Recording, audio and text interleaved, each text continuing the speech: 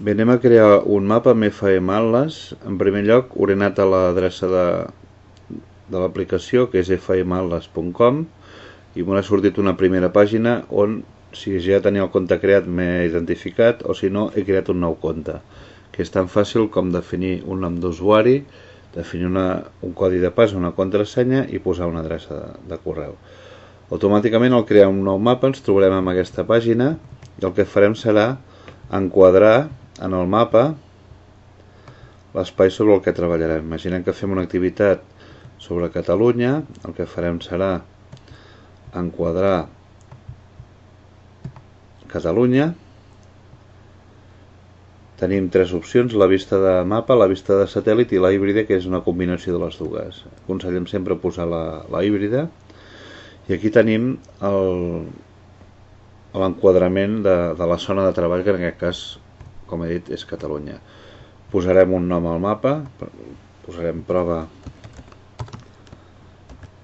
curs formació, per exemple, desem, i ara sí que ja podem editar les propietats del mapa. El mapa ja està creat, ja està enregistrat i podrem accedir pel meu atlas, que ho trobarem a la part superior dreta, i quan definim les opcions ens surt aquesta finestreta. En primer lloc li podem definir si volem veure el temps, no ho activo. La segona sí que és molt important, que vol dir activar el botó d'aportacions externes. Aquest és importantíssim, és el que defineix FM Atlas com una eina molt diferent a totes les altres de georreferenciació, és a dir, aquest l'activarem.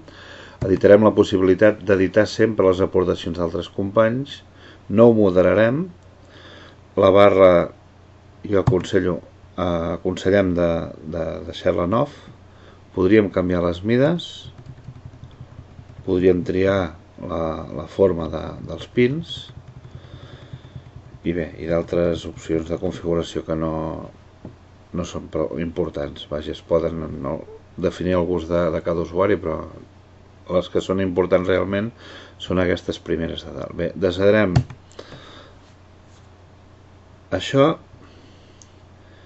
i deshebrem una altra vegada i automàticament ja ens apareix el botó per obtenir l'embed. Aquí el tenim. El del mig és l'embed, KLM és un sistema que no fa el cas de definir, que és per obtenir dades de georreferenciació, la URL, però copiarem l'embed, botó dret del ratolí, copiem i ja tenim el que buscàvem. Ara això ho abocarem al Moodle on vulguem i aquí acabem l'activitat. Gràcies.